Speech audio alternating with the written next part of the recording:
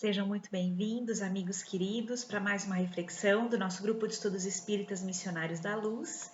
Meu nome é Lívia e hoje nós vamos dar sequência nas reflexões que nós estamos fazendo, baseadas no livro Sinal Verde, de André Luiz, psicografia de Chico Xavier, em que no próprio prefácio do livro é dito por Emmanuel, né, quando vai comentar o livro de André Luiz, que se trata de dicas, de orientações que previnem o nosso espírito, que previnem ocorrências desagradáveis, como se fosse uma vacinação na nossa alma, prevenindo que a gente caia depois em situações desagradáveis, em situações que gerem culpa no nosso coração.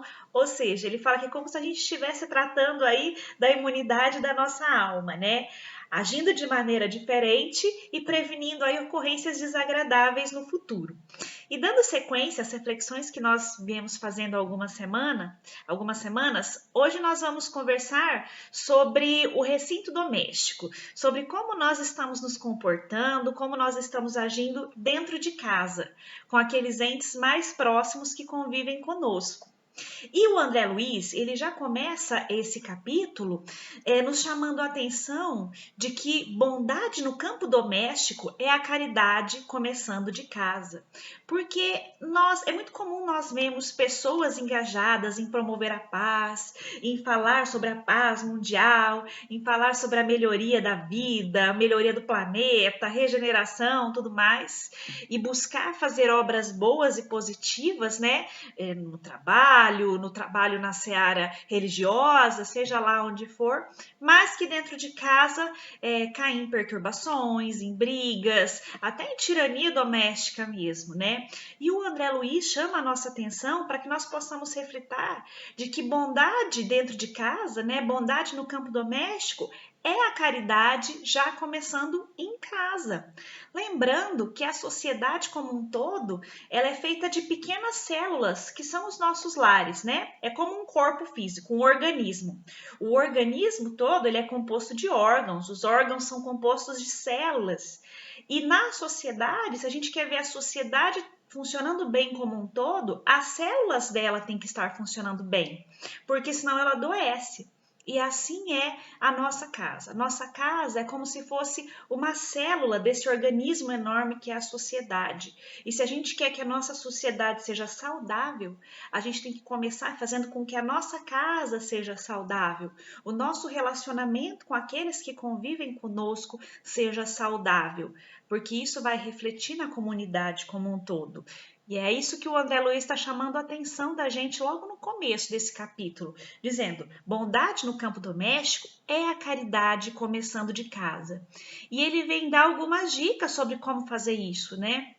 E a primeira coisa que ele fala é: nunca fale aos gritos, abusando da intimidade com entes queridos, porque é comum também acontecer de quando nós nos exaltamos, estamos mais irritados, às vezes não é nem com a pessoa que mora com a gente, às vezes é com problemas que a gente traz da rua, do trabalho, ou pela nossa inquietação de repente assistir noticiários que trazem notícias tristes e deprimentes, e aí a gente desconta aquela tensão, aquela ansiedade, maltratando quem mora com a gente, quem está do nosso lado, gritando com a pessoa que está ali com a gente. E ele já começa a chamar a atenção: olha, se quer trazer paz dentro de casa, começa não falando nunca aos gritos com quem você convive.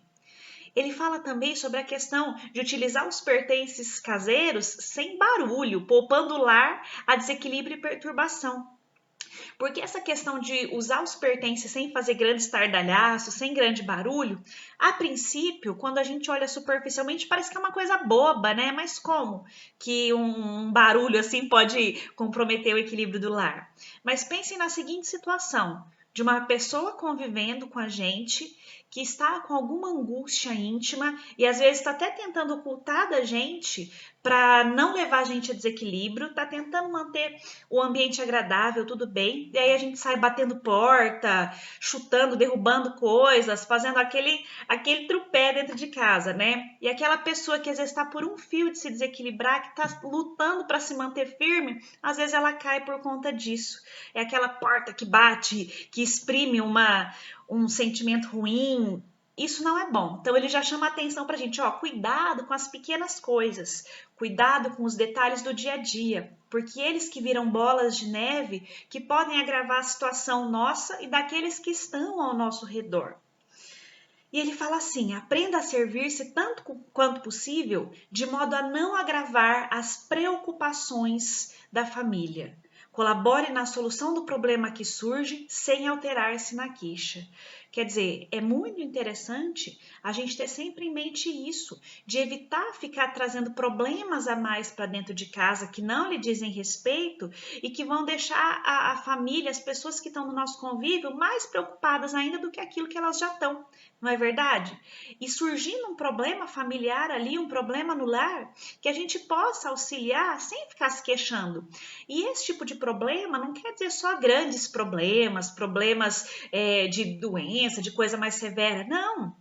Os pequenos probleminhas do dia a dia. Por exemplo, olha, a louça tá suja na pia. A mãe tá cansada, tá aquela situação, ou a esposa tá cansada, não é verdade?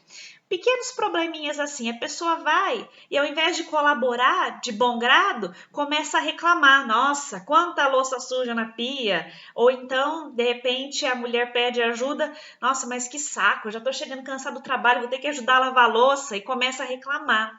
Isso gera uma atmosfera muito ruim, isso gera sentimentos desagradáveis que quebram a harmonia do lar. E toda vez que a gente fala em quebra de harmonia, a gente tem que lembrar que a gente pode sintonizar com aqueles espíritos que estão em desajuste também, abrindo campo aí para que eles se tornem a nossa companhia, esses espíritos em desarmonia, né? Gerando aí começos de obsessões, né? Então, até aquelas pequenas coisinhas, desde os grandes problemas, né, que a gente tem que se engajar para ajudar, até aquelas pequenas coisas que aparentemente são bobinhas, mas que na verdade não são, que podem ser bola de neve. Então, que a gente saiba colaborar na solução de problemas, sejam eles quais forem que surgirem, sem cairmos na queixa, no azedume, na reclamação, né? O André Luiz chama a gente também para que a sós ou em grupo que saibamos tomar a nossa refeição sem alarme e conversar edificando a harmonia. Porque também é comum, no nosso lar nós estamos com aqueles que nos são mais próximos, né? Então, a gente começa a ter o seguinte problema. A gente quer trazer situações que ocorrem aí na vida, que ocorrem na rua, enfim, no trabalho, e começar falando mal, e aí a hora que vê, já tá todo mundo com raiva de um fulano que nem tá presente ali, tá todo mundo fazendo aqui, fomentando situações e ideias, e aí caiu a harmonia de novo da casa. Então, lembrar, principalmente nesses momentos em que nós ficamos tanto mais nos nossos lares, em vigência da pandemia, em vigência do isolamento social, que a gente fica mais dentro de casa, né? Procurar conversar gerando harmonia, gerando equilíbrio, gerando paz nos que estão ao nosso redor, evitando aquelas conversas que levam a mais tumulto, a mais desarmonia, a mais insegurança. Pequenas atitudes que podem gerar, que podem prevenir grandes transtornos ao longo da nossa jornada evolutiva. E o André Luiz segue dizendo assim: é sempre possível achar a porta do entendimento mútuo quando nos dispomos a ceder de nós mesmos em pequeninas demonstrações de renúncia a pontos de vista. E a gente começa a pensar naquela situação que é muito falada, que é melhor estar em paz do que ter razão.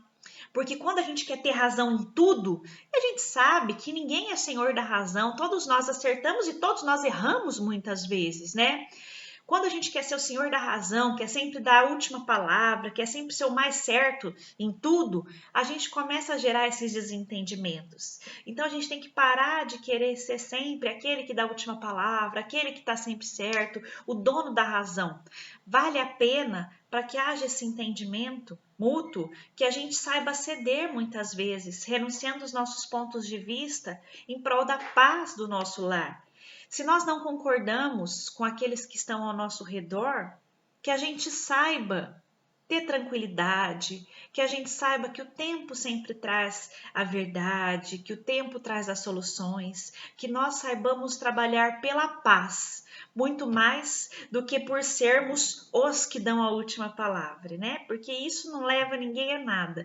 Isso traz só desarmonia, muitas vezes, traz só aquela situação que é dita no Evangelho segundo o Espiritismo, né? Que nós temos que buscar amar, que nós temos que buscar a afabilidade e a doçura, que nada adianta nós falarmos assim, ó, na minha casa eu falo e sou obedecido. E lá no Evangelho é dito assim, poderia complementar também, lá eu falo, sou obedecido e sou odiado. Ninguém quer isso, né? O que nós buscamos é a afabilidade, é a doçura, é o entendimento mútuo entre os que estão ali convivendo sob o mesmo teto, né? E ele faz a seguinte questão para a gente pensar, o André Luiz. Quantas vezes um problema aparentemente insolúvel pede tão somente uma palavra calmante para ser resolvido?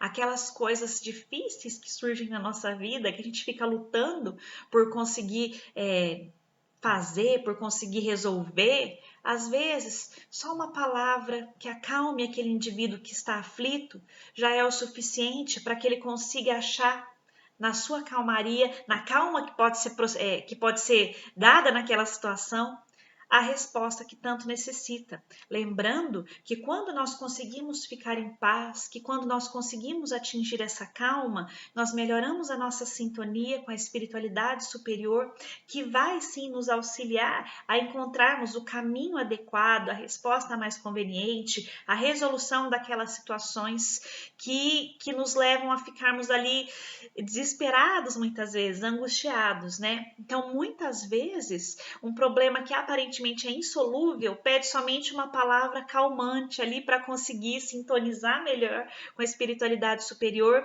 que sempre está nos auxiliando, que sempre está ao nosso lado, mas que para que nós consigamos ouvi-los, nós precisamos também nos sintonizar com eles. Nós precisamos abrir este canal para ouvirmos aquilo que eles têm a nos dizer, para sentirmos as intuições que eles vêm sempre nos intuir, né? E o André Luiz segue dizendo: abstenha-se de comentar assuntos escandalosos e inconvenientes. Cuidado com os assuntos que escolhe que geram atritos, né? Em matéria de doenças, fale o estritamente necessário. Procure algum detalhe caseiro para louvar o trabalho e o carinho daqueles que lhe compartilham a existência. Esse ponto é extremamente importante, porque é comum nós sermos acostumados a apontar os erros que nós achamos dentro de casa.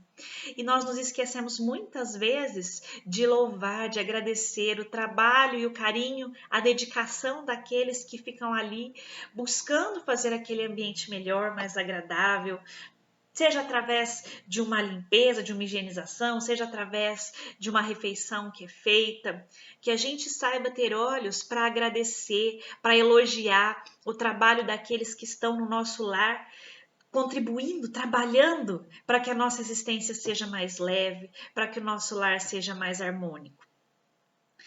E ele segue aí caminhando para o final dizendo: não se aproveite da conversação para entretecer apontamentos de crítica ou censura, seja a quem seja. Se você tem pressa de sair, atenda ao seu regime de urgência com serenidade e respeito, sem estragar a tranquilidade dos outros. Ou seja, o nosso convívio no lar, que é a grande escola aí da nossa reencarnação, né? Talvez uma das mais importantes, porque nós sabemos que dentro do nosso lar nós temos aquelas pessoas certas que talvez nós tenhamos prejudicado no passado ou que nós tenhamos combinado de renascer, vinculados pelo amor para fazermos algo de bom pelo mundo em que nós vivemos. Nós temos pessoas muito importantes dentro do nosso lar. Então, é muito importante e é inteligente até da nossa parte que a gente saiba conviver da melhor maneira possível com aqueles que estão ao nosso redor, com aqueles que estão vivendo sob o mesmo teto que nós.